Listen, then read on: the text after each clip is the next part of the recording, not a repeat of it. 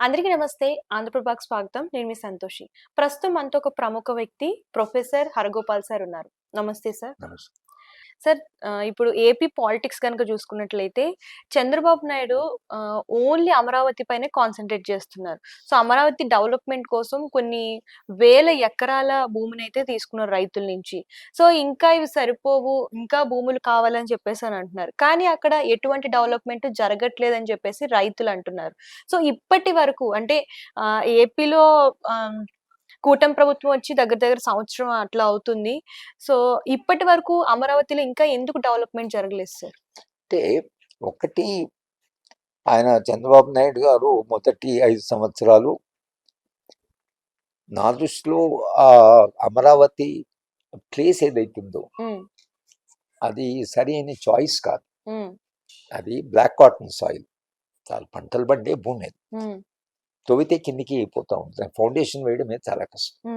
హైదరాబాద్ నగరం ఉందనుకోండి, ఇది మెట్ట భూమి కనుక ఇక్కడ భూములు కట్టాలంటే మీకు ఇల్లు కట్టాలంటే చాలా ఈజీ. బ్లాక్ కాటన్ సాయిల్లో మీరు భూములు కట్టడము, అక్కడ బిల్డింగ్లు కట్టడం చాలా కష్టం. కనుక ఆయన అమరావతిని అటు కాకుండా తెనాలి అటువైపు కట్టినా చాలా సులభంగా అయ్యేది. కానీ మొత్తంగా కోస్తా ఆంధ్ర వాళ్ళు ఎవరైతున్నారో ఈసారి క్యాపిటల్ సిటీ తమ మధ్యనే ఉండాలి అని వాళ్ళు నిర్ణయించుకున్నారు. చంద్రబాబు నాయుడు గారి మీద ఆ ప్రభావం ఉంది. ఆయన అక్కడ నిర్ణయించుకున్నాడు. 5 ఏళ్ళు సరిపోలేదు. ఆ 5 ఏళ్ళు డెవలప్ చేయడం చాలా కష్టం. ముఖ్య పట్టణం హైదరాబాద్ నగరం అంటే కొన్ని 100 ఏళ్ళ నుంచి డెవలప్ అయింది, ఒకరోజు డెవలప్ అయింది కాదు. కనుక ఆయనకు ఆ సమస్య ఒకటి వచ్చింది. రెండవది ఏంటంటే చంద్రబాబు నాయుడు గారికి హైదరాబాదు నగరంలో హైటెక్ సిటీ, ఇంటర్నేషనల్ ఎయిర్పోర్ట్, పారిశ్రామికీకరణ, ఎడ్యుకేషన్ ఇన్స్టిట్యూషన్స్ తీసుకురావడం, ఇవి ఆయన చేశాడు. ఆయనకి ఇదే అభివృద్ధి నమూనా అక్కడ అమరావతిలో చేయాలని ఉంది. కానీ హైదరాబాద్ డెవలప్డ్ నగరం ఒకటి. రెండవది ఇక్కడ ప్రభుత్వ భూమి కొన్ని వేల ఎకరాల ప్రభుత్వ భూమి ఉంది. ఇది నిజాం ఒక సర్ఫే ఖాస్ అంటాం. నిజాం నవాబులు వదిలిపెట్టిన భూమి. నవాబులు హైదరాబాద్ నగరాన్ని వదిలేసి పాకిస్తాన్కి వెళ్ళిన వాళ్ళు కొన్ని వేల ఎకరాల భూమి.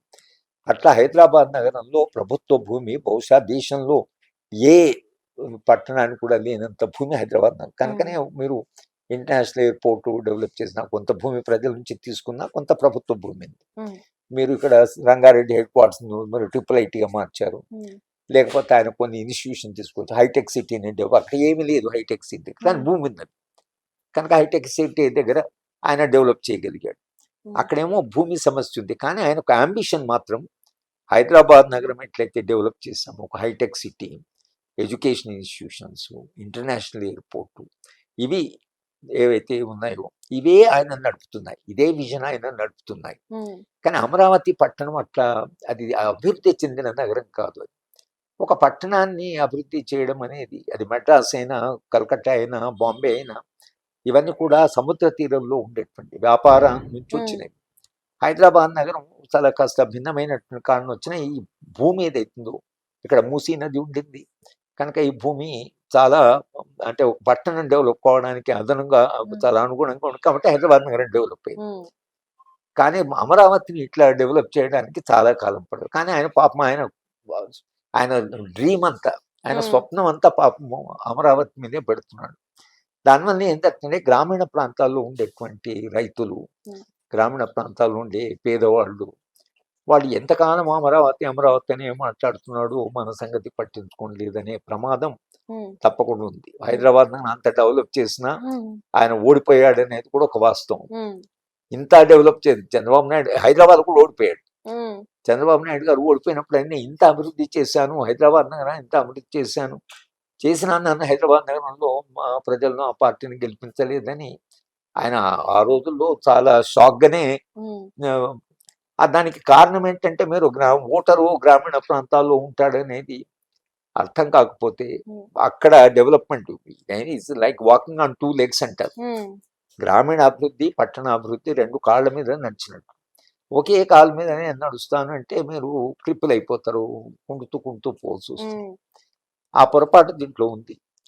కానీ ఆ అంబిషన్ ఏదైతుందో ఉమ్, అంటే సైబరాబాద్ లాగా అట్లా డెవలప్ చేయాలి కనుక 1,00,000 ఎకరాల భూమి ఉంటే పారిశ్రామికవేత్తలను పిల్లడానికి వాళ్ళు భూమి అడుగుతారు ముందు. ఉమ్, కనుక ఇప్పుడు ఉండే భూమి సరిపోదు అనుకొని ఆయన ఇంకా ఒక 30,000-40,000 ఎకరాలు భూమి తీసుకొని పారిశ్రామికవేత్తలకి ఇప్పుడు ఇట్లయితే రేవంత్ రెడ్డి జపాన్ వెళ్ళి అక్కడ వెళ్ళి ఇక్కడ ఉమ్, వాళ్ళు ముందు అడిగేది మరి ఎక్కడ పెట్టమంటారు ఇన్వెస్ట్మెంట్ అంటే ఉమ్, మా అమరావతికి రండి మీకు 10,000 ఎకరాలు కావాల్సి ఇస్తాము లేకపోతే 5,000 ఎకరాలు ఇస్తాము అనే దాని కొరకనే చంద్రబాబు నాయుడు గారు అమరావతి మీదనే చాలా దృష్టి పెట్టి అమరావతి ఒకళ్ళు నిజంగానే అభివృద్ధి అయితే పట్టణం ఒక పారిశ్రమలు రావడం మొదలు పెడితే హైటెక్ సిటీ లాంటి అక్కడ డెవలప్ అయితే అది ఒక కొత్త నగరంగా డెవలప్ అవుతుందని ఆయన అనుకుంటున్నాడు. కానీ పాపం రిసోర్సెస్ కూడా లేవు, ఉమ్, వాళ్ళకి కావాల్సిన వనరులు కూడా లేవు. ఉమ్, అది కేంద్ర ప్రభుత్వం మీద ఆధారపడాలి.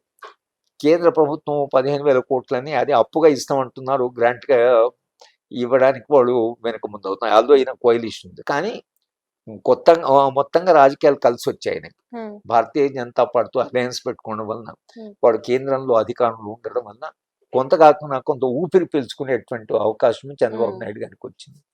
డెవలప్ చేయాలి అనే అంబిషన్ ఆయనకు సాధ్యం ఉంది. బహుశా భారతదేశం ఉండే రాజకీయ నాయకుల్లో అభివృద్ధిని వేగంగా చేయాలి, వ్యవస్థను నడపడంలో ఆయనకు బాగానే అనుభవం ఉంది.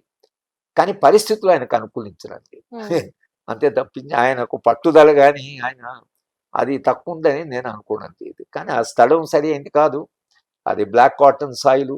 జగన్మోహన్ రెడ్డి గారు వచ్చి మొత్తం దాన్ని ఉన్న కట్టిన బిల్డింగ్స్ అన్ని అతను విస్మరించడం ఆయన చేసిన పెద్ద చారిత్రక తప్పిదం. Hmm.